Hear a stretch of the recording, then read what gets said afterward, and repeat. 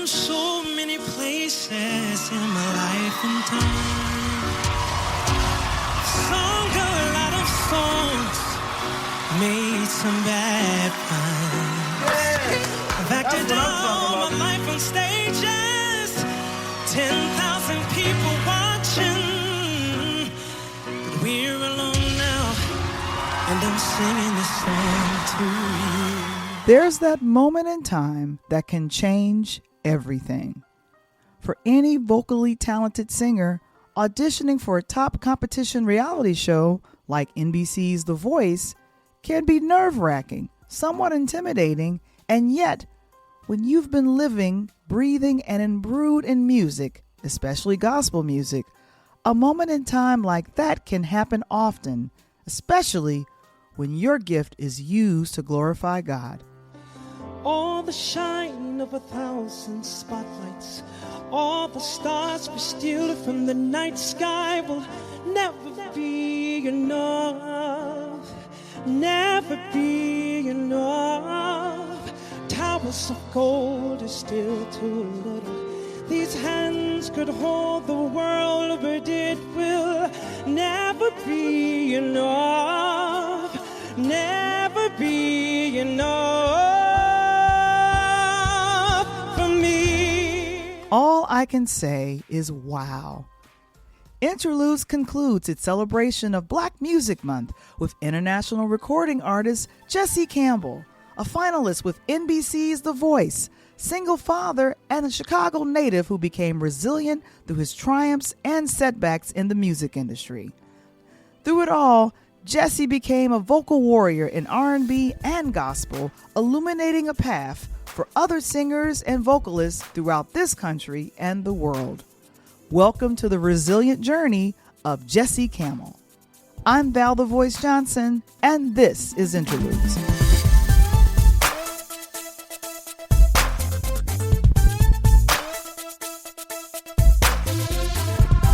Interludes, a Peer Lighthouse production. This episode is brought to you by... Need help with wills, trusts, or protecting your LLC? Join Legal Shield today.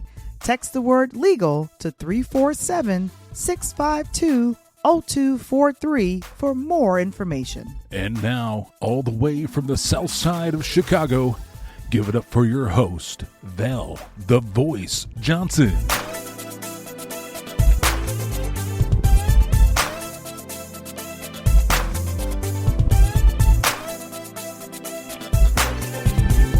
Interludes Extra Talk on Tuesdays loves to highlight talented voices in film, television, and music. My extreme thanks to friend of the show and talented stunt coordinator April Wheaton for bringing this brilliantly blessed talent before our virtual live audience. What a pleasure for myself, Coach Tony Thompson, and others to learn about the international recording artist Jesse Campbell and his journey to NBC's The Voice and beyond. I want to thank April for this introduction, for letting me go ahead and tell me about this young man. And one thing that I will say is, when you are in this industry, in this music industry, you have just got to be, you've got to be careful. You got to guard your heart. But if you love what you do, it will just come out. It'll just come out. And I have to say, the music industry is constantly evolving. It's always changing. We have this wonderful guest. He was a finalist for The Voice in the second season, and I love supporting Chicago natives. And he's a single father and just phenomenal, based out of Los Angeles. And he is going to be performing for his birthday, which is wonderful. And so we want to bring him on. Ladies and gentlemen, boys and girls, I love doing wonderful introductions. Oh, wait, I went right past the introduction that I want to do. Mr. Jesse Campbell, welcome to Interludes. Yay! Yay! You're muted. I can't hear you. Hey, Val. All right, you missed all of that. How are you? I'm very well, but I'm more gray now than that photo. That means that's a lot of wisdom there. That's what that You better means. believe it. I know. Yeah. And the wisdom didn't show when I covered it up with my daughter's eyebrow pencil that was in the car before my photo shoot. Let me try this. Everybody else talking about I should dye it. Let me see what it's like. She's like, Dad, that's way too dark.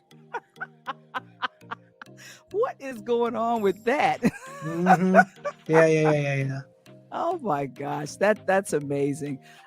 As I mentioned earlier, you're a Chicago native, a devoted father, and one of the finalists from the second season of NBC's The Voice. Number one, can you share with us some of your thoughts on the current state of the music industry? Well, for one, I listen to, different music. But if I don't feel it early on, I just go to a different song, different station or something like that. Mm-hmm. So I don't really feel it. If I'm not feeling it, I don't really know what to say about it. But, it's everything like today's time. It's just quick, hurry up, let's get it done. But I got to tell you, I appreciate Bruno Mars and Anderson .Paak. Mm-hmm. Because they go back and get the old songs and they do it justice, so I appreciate that they put time into it. And I just appreciate the fact that they are, keeping that alive, which is so different than today. Today, you can have AI create a song and sounds good, but can't feel it. I know. And this is horrible because there has been a couple of deep fake songs that have come out where they say it's an artist, but it actually isn't. And I heard some pushback from a couple of artists, Drake and Ice Cube and a few others. But there's got to be a market for real vocals, real talent performing versus AI. It's got to be, right? Yeah, I believe it is. I mean, AI it's still evolving, and they are developing this technology, and we're not there yet, but we're getting there. But the thing is, you'll be able to differentiate that from AI from the feeling that you get from a human. But it does make it easier for independent artists where they don't have to depend on musicians and certain type of writers and things like that.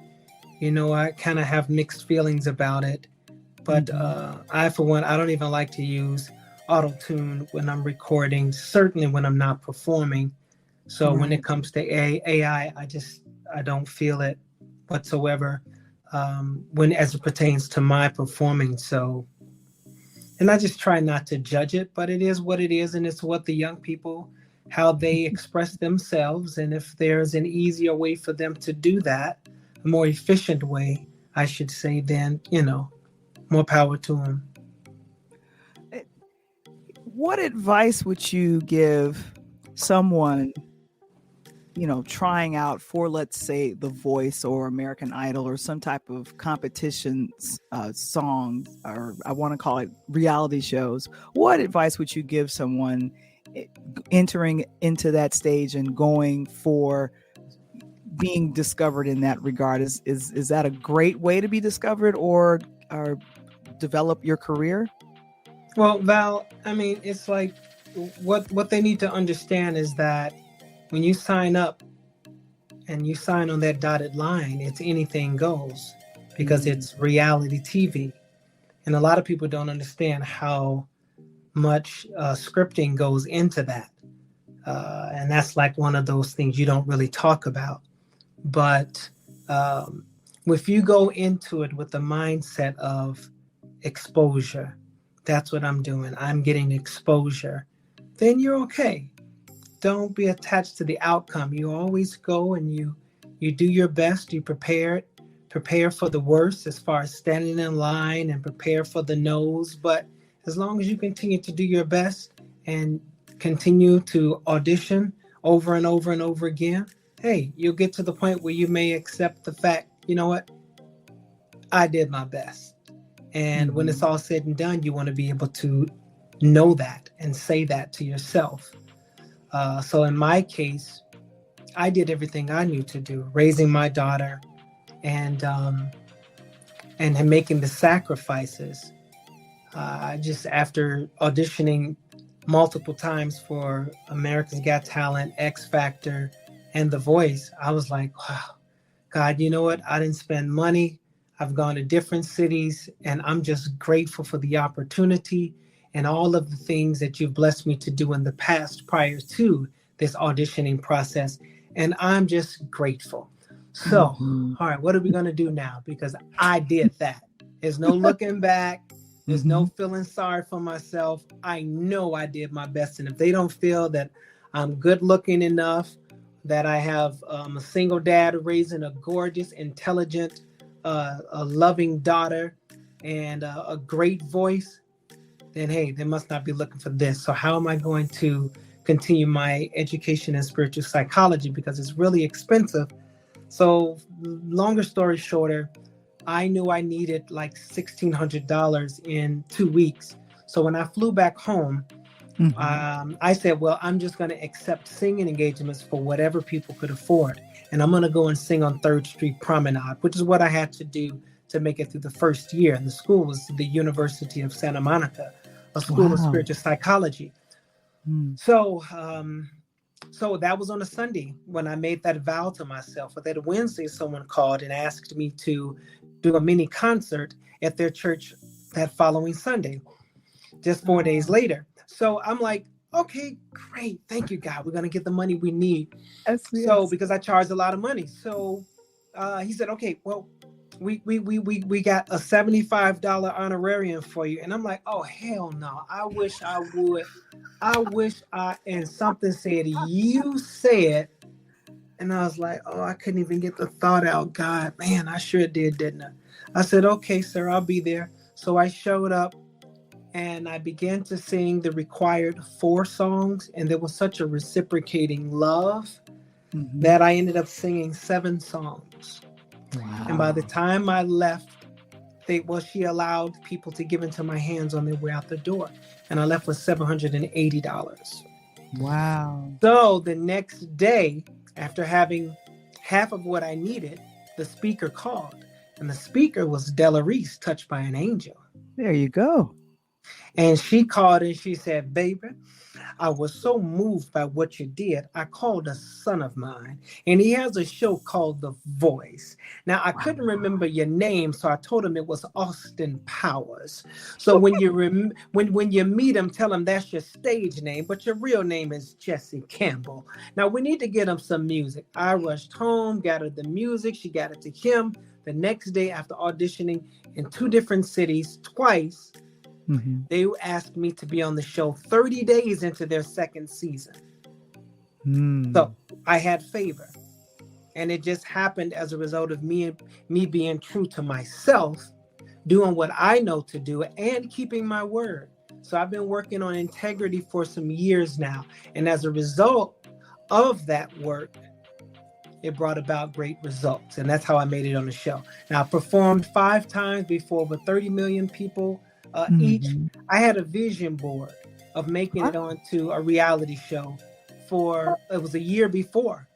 Oh yeah, my desire was X Factor because I wanted to get to Simon Cowell. Yeah. I had the major channels, the major like ABC in the corner, CBS in one corner, Fox down here, NBC over there. I had movie theaters on there, and those things came to pass. I was on NBC. I was on The Tonight Show. I was in the movie theaters. They used me as the commercials.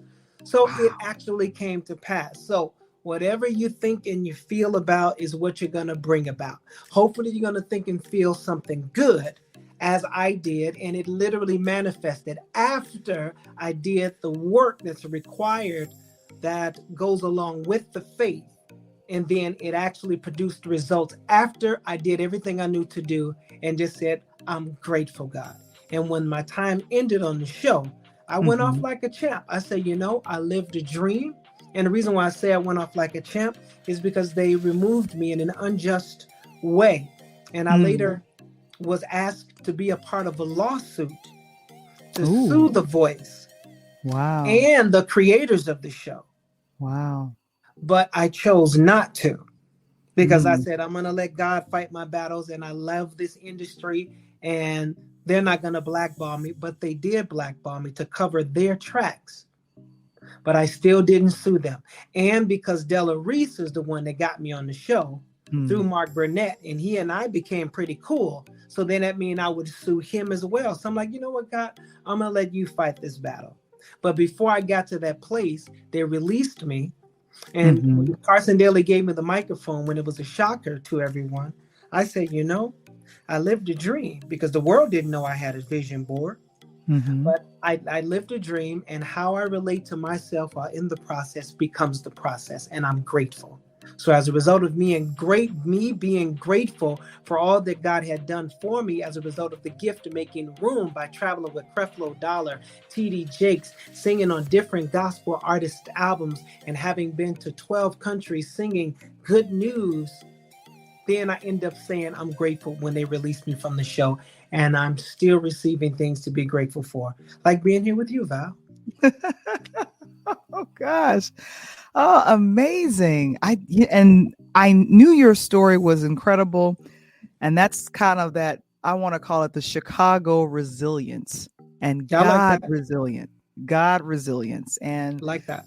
a lot of people are not familiar. Your father was a minister and was very well known here in the Chicagoland area, and you were around music all of your life. I heard some wonderful interviews done with you, and you spoke about the Winans, and they were at your house. Kind of walk me back with being around music and being inspired by literally the church and kind of the gospel roots of it all. Sure. Well, we had a very progressive church on the west side of Chicago. We had a beautiful, powerful choir. We had 2 keyboard players, well, an organ keyboard player, a piano player. We had guitar, we had lead, we had a 3-piece percussion set, group. We had congos. We had it all. Ooh. And Dad was one of the most, if not the most, powerful preachers in the city of Chicago. So whenever these gospel groups and artists would come to Chicago, they'd always come to our church, because we had these midnight musicals, and it was just one of the top places to be. But a lot of times, some of those artists would stay at our home, and the Winans were the most frequent guests. And they were just fun, loving. Mainly, it was always Ronald and Marvin. And so one day, because they love to play video games too, so we were all just video game buffs, especially Marvin Winans. He did not like to lose. But one day, I'm walking around the crib, I'm doing my chores, and that's when they heard me. And we were on our way to a choir rehearsal on a Tuesday night, and I said Ronald, but Marvin said it was him. But Ronald said, "Hey, y'all, Jesse can sing." And my dad was like, "Jesse can't sing. Jesse's a drummer." And I'm 16. Like, how could you not know I sing? Man. But fact of the matter, then Marvin said, "No, Jesse can sing." So my dad made me learn a song at the choir at choir rehearsal that evening. And the first song, I believe, was "I Know the Harvest is Ripe." Real high voice as a 16-year-old. "But the laborers are few. You need someone who will work until the day is through. I hear your call. And if you want someone to go, I'll go." Hey. I'll go. Send me, I'll go. And that was the beginning of it all. And that's how I started singing. We'll be right back after a word from our sponsors. Need help with wills, trust, or protecting your LLC? Join Legal Shield today. For more information regarding legal protection or to join our worldwide sales team, text the word LEGAL to 347-652-0243. And now, back to our show. Oh my gosh. Oh my goodness. That's amazing. And like I said, that journey of growing as a singer and coming from, because musicians I feel hide, especially I have musicians in my family, they're talented, but you find out they can sing and you're like, what? You just thought you were the keyboardist, you just thought you were the percussionist, or you the person just tambourine, but they open, I don't know, you put that mic and you open your mouth and you're like, wow. That works. It works. I have to say that you have a YouTube channel. I was checking out. I see you in your car. I was meaning to grab some of the pictures of yourself being in the car. And you're like, this is a song that I love. And I heard, I think you did, it was either Earth Song. It was one of the songs from Michael Jackson.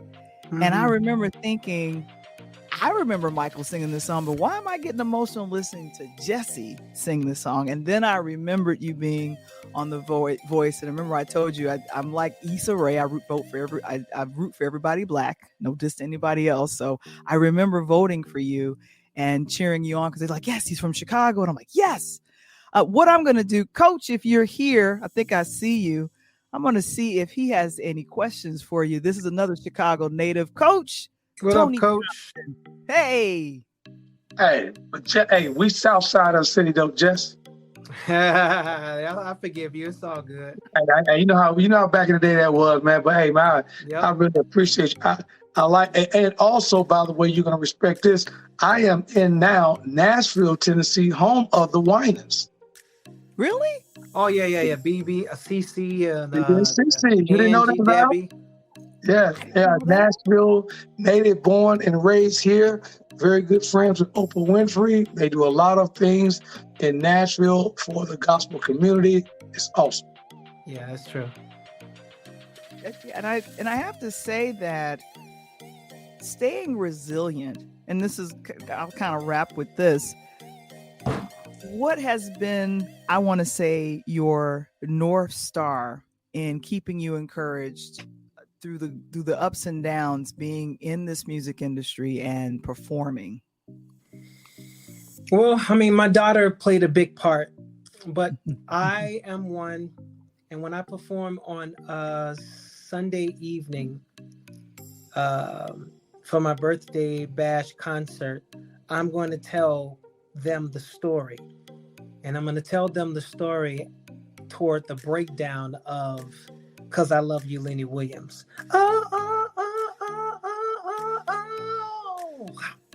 Do y'all mind if I tell a story of mine?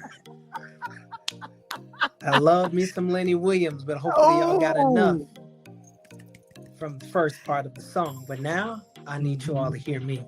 And I'm going to tell them in that space of how I started out, sang that song I sang for you guys. And yes, God said, I'll sent me. Then I sang on another guy's album by the name of, first album was Timothy Wright.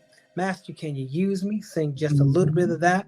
And then after that, yes, God said, I want to use you. Then God began to send me other places. And I did a contract, signed a contract on Capitol Records. And the song was, when you cry, I cry. You know I feel your pain. Girl, I know what you feel inside. Because I feel it every time I close my eye. I cry again. And after I got through singing that, then I was convicted. I didn't want to do it anymore. I gave up the contract. And then Capitol Records dropped all of their black artists. And I just recently learned that that same year, Jesse Campbell, I just watched the interview of his, and Warner Brothers dropped all of their black artists. That same year, 1996, Capitol, all of their black artists were dropped from the label. But I said, I don't want to do it anymore before they dropped all the black artists. Now, then Daryl Porter, Daryl McDavid, they were responsible, sent me out to New York, flew me out there and set up a meeting with Clive Davis. So I was going to be his male Whitney Houston. 2 weeks before the meeting, I canceled it. I gave it up. Then after that, then I had a wonderful opportunity to, I signed with Cunningham, Escott, and Dupini. Big, thick contract to do voiceovers and animation. And they said that I was going to make them so wealthy, and they only got 5%. So 3 months later, they called me in. I was still traveling with Jakes and Creflo Dollar and doing all these big conferences and things like that, singing, "His eye is on the sparrow, and I know he watches over me." Yeah. So I was still doing that. I know, right? And so they said, "We need you to make a choice." And once again, I gave that up as well. But the thing is, after I gave up so many of those opportunities, then I hit rock bottom. And as a result of hitting rock bottom, then I found out who the rock was, because after I cried myself sick, then I heard the voice of God and it said, "Study the origin of your faith." Wasn't that deep? I couldn't have thought of that. I wouldn't have thought of it. So I began to do that. And the gist of what I've gotten since 2008 was that God is all there is, and all there is God. He created us as divine beings, and we are using and having this human experience to awaken to who God is in us. And all the other stuff has been set up against us to keep us from that truth, like in the Matrix. But when we realize who we are, then in the spirit, we doing all the moves like Neo did and all that kind of stuff, like So that's kind of what I got. So that's the gist of it. But I have come to the place where I don't judge anybody, anything, anywhere, of any time, simply because for me to judge them would be for me to judge the creator of all this. And because the creator is in me, I'm judging myself. So once I begin to accept, then I feel like the whole Spirit of God accepted me. And so what happened was, then that gift of life and that gift of understanding as a result of getting it, then that's when the doors begin to open. Now I go on The Voice, and then that happened after The Voice, right? I mean, that happened before The Voice. And when I was on The Voice, case in point, I told a sister, she was the only one that worked there behind the scenes. And I saw her every time before I went live, before we did the performance. And I told her, I said, "You know what? I'm going to be the first artist first contestant to return as a sitting judge." Yeah. So she went and told everybody. Oh. And they hated me even more for it. Oh. But the fact is, when they released me, now I said how I went off, like a champ before, but 2 days later, I wanted to go through that place like Jesus in the temple, start smacking some cameras and turning over some tables, kicking some folks. But no, but now, 2013, the next year, The Voice of Vietnam asked me to be the guest recording artist for the finale of their first season. So while I'm over there as the guest recording artist to close out their first season, I'm looking at these little Asian kids like, "What? Can you speak?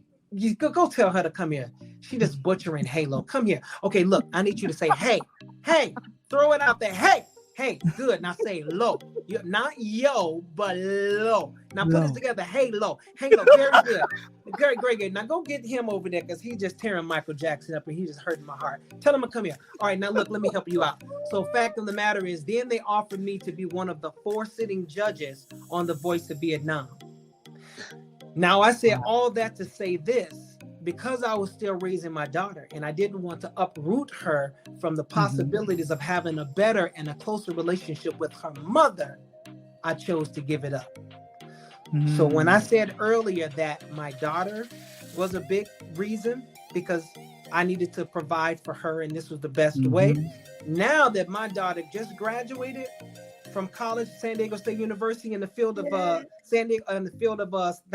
sustainability. 2 weeks before the graduation, she tells me, "Oh, Dad, I got accepted in the study abroad program in France." "Oh, yes." I'm like, "Hell, how much is that gonna cost?" So that was several $1,000s. I escorted her to Paris, France. I mean, a part of France. And then from France, while I was there, then some other people found out and they invited me to perform in Italy, in Venice. Everything first class. From Venice going back to Paris, back to France, on the connecting flight. Then I got a call to go back to LA to do a memorial service, and they wanted me to leave the next day. But I'm like, "Look, y'all got to pay me my full fee." "Okay, fine." it worked out. But now the baby girl is grown. Now it's about me. But I did pass up that opportunity in Vietnam because it was for my daughter. But now that she's grown, now it's time to do me.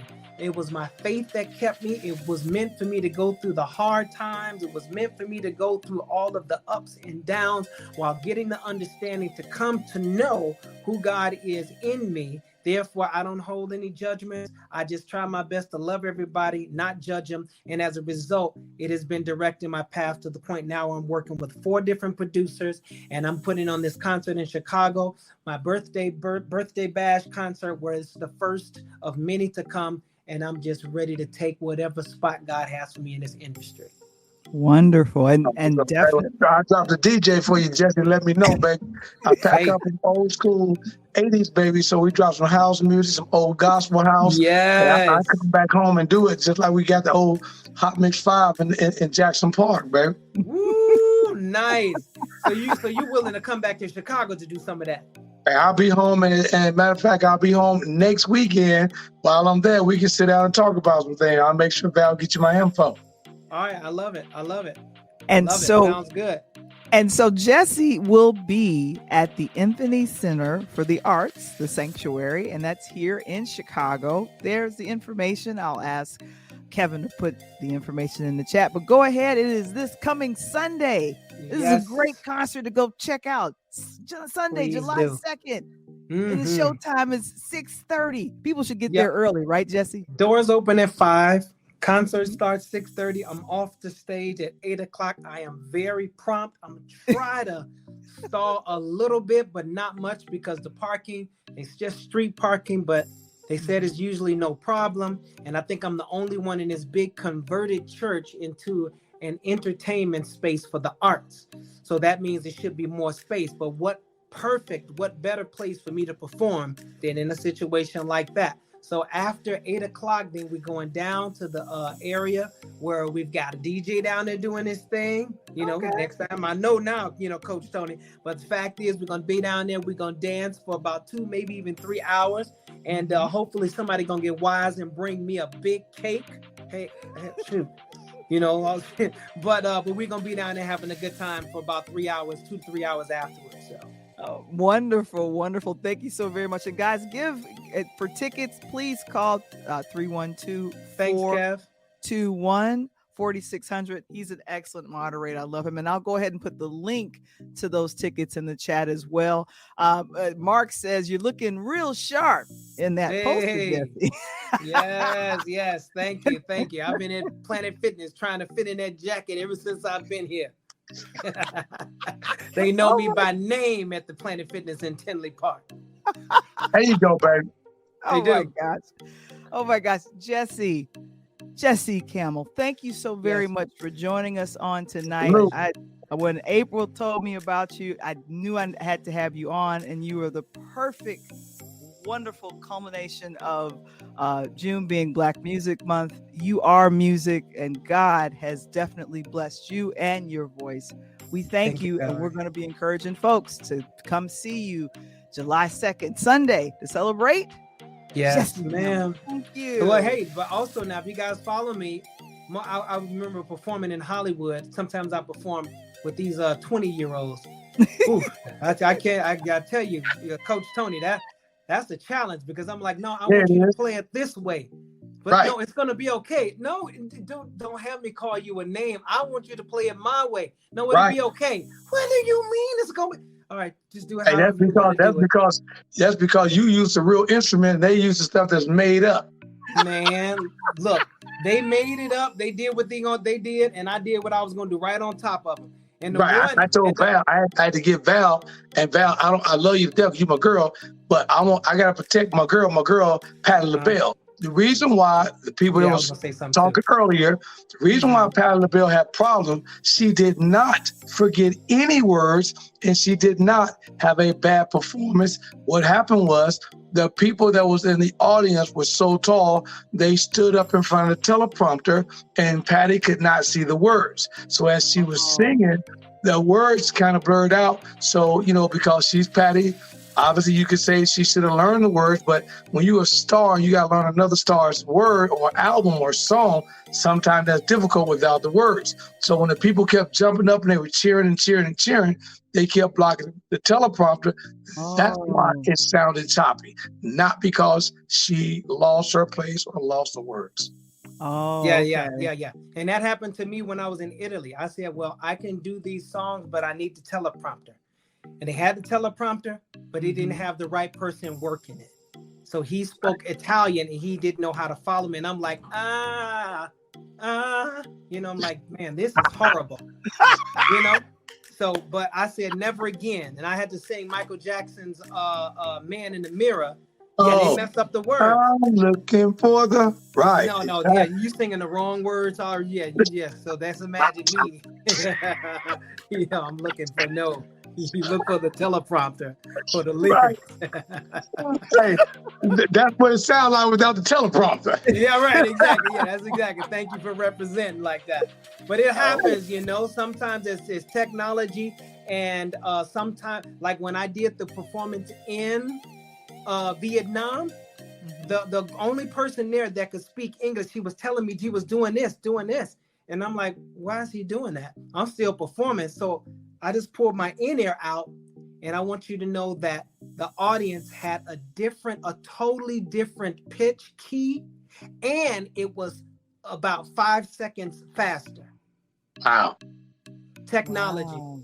So that's why when I saw her, I was snacking on something. I was like, oh, yeah, that happens. Yeah. Technology.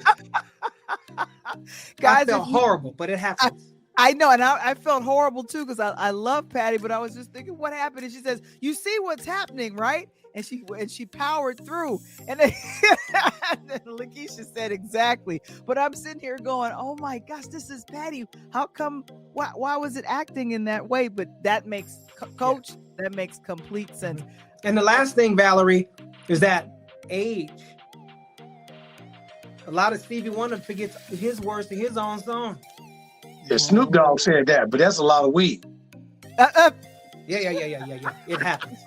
I thought that helped because I was gonna go look for some myself, but it's concert. Luther Vandross, I go down myself, but down the man, I need to get some of whatever is gonna work. So yes, work it out, brother. We're gonna work it out. Absolutely. And you got Mark in North Carolina said, "Wish I was celebrating there in Chi-Town with you guys." Yeah, it would be great. It would. We're gonna represent. But please go ahead and subscribe to Jesse's YouTube channel because I'm subscribed and I have been able to witness a lot of songs that he does in his own voice. And if you want to see it in person, if you're here in Chicago, he'll be at the Interludes Center for the Arts on July 2nd. Jesse, thank you so very much. Thank you, Val. Thank you, Coach Tony. Appreciate you guys. Thank you, Appreciate you, babe. Yay, Jesse. To watch our entire interview with international recording artist Jesse Campbell, please visit our Interludes YouTube channel.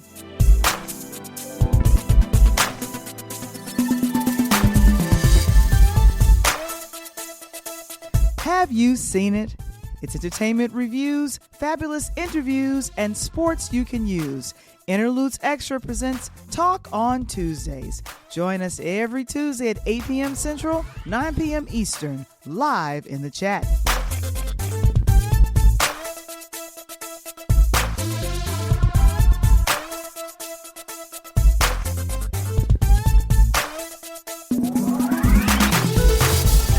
Interludes.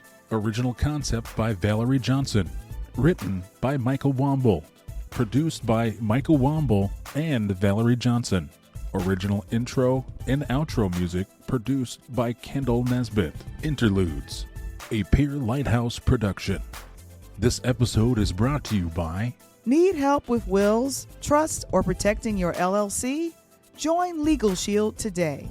For more information regarding legal protection or to join our worldwide sales team, text the word LEGAL to 347-652-0243. Become a future sponsor or advertiser on our podcasting platform by visiting our website today. To subscribe to our YouTube channel, or join Interludes Facebook group, visit the website linktree/peerlightmedia. That's linktr.ee/peerlightmedia.